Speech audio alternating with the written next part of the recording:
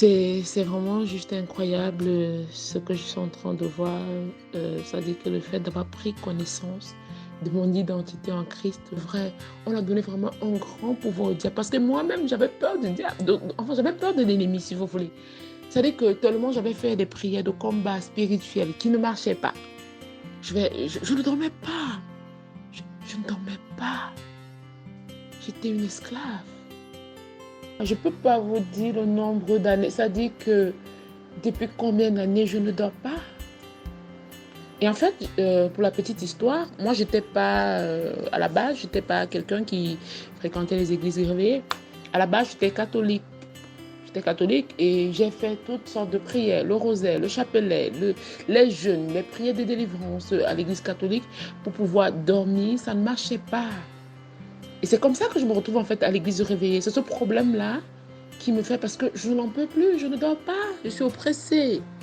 Et c'est comme ça qu'un jour, je vais écrire à une de mes cousines, je vais lui dire, je n'en peux plus, je ne dors pas. Est-ce que tu ne connais pas une prière spéciale qui peut me permettre de dormir sans être oppressée, sans être poursuivie, sans qu'on me donne à manger dans les rêves, sans qu'on ne me... C'est-à-dire, j'étais mal, j'étais comme un esclave sur le plan spirituel, en fait, si vous voulez.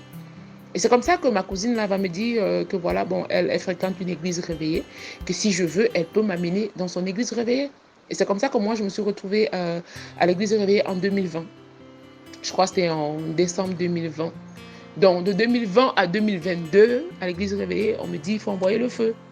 Quand tu ne dors pas, voilà, tu jeûnes, tu te lèves à minuit 00, tu te lèves à 3 heures, tu envoies le feu. Donc, je passais mon temps dans... J'avais réglé mon réveil minuit 00. Parce qu'on m'avait fait comprendre que le combat spirituel, c'est à minuit que l'ennemi, il faut combattre. À 3 heures, 4 heures, je suis debout. Tous les jours, j'avais des traits. C'est-à-dire, tu me voyais le matin, je n'étais pas différent de quelqu'un qui fait le travail de gardien de nuit, en fait. J'avais des traits, j'étais fatiguée. Toujours de mauvaise humeur. Toujours prête. J'étais agressive parce que je n'étais pas bien. Je ne dormais pas. J'étais toujours de mauvaise humeur, agressive. Parce que tu ne dors pas la nuit. Comment est-ce que le matin tu peux être bien? Moi, pour un oui, un non, je te parlais mal. Là, en quelques jours de coaching, même mon environnement a de la peine à me reconnaître en fait. J'ai retrouvé la joie de vivre.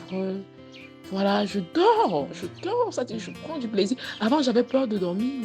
Mais là, je prends c'est-à-dire, le soir, à l'heure de dormir, j'ai du plaisir d'aller me coucher et de dormir parce que je sais que je ne vais pas faire de cauchemar. Avant, à peine j'avais fermé les yeux, je voyais plein d'images. On se moquait de moi partout dans ma famille. On dit, mais elle devient folle. Même ma mère dit, mais je ne reconnais pas ma fille. Elle passe son temps à envoyer le feu. Je suis dans la maison la nuit, j'envoie le feu.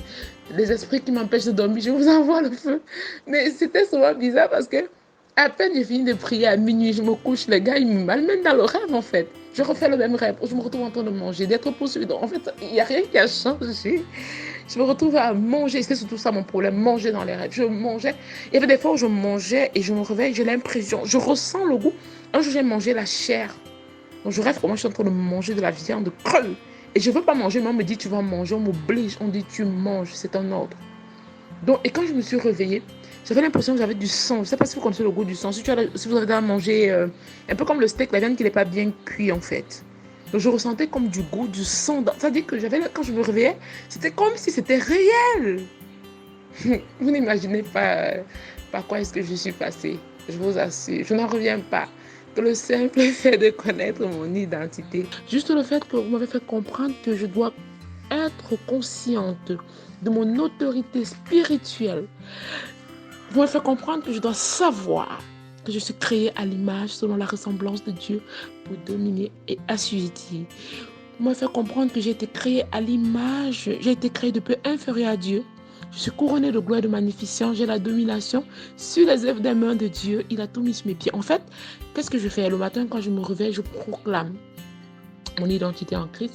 J'essaie de méditer sur ça au courant de la journée. Le soir, avant de dormir, je proclame encore mon identité, qui je suis réellement. Et je médite très souvent, je me couche dans le lit.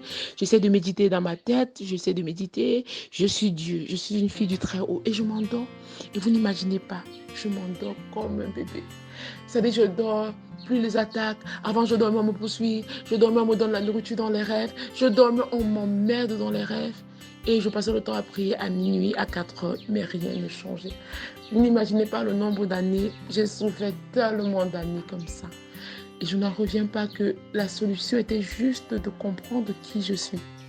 Je me couche, je dors. J'ai plus besoin de faire les combats de minuit, 3 heures. Mais je dors. Je dors comme un bébé. Je combats avec qui? Le combat est fini.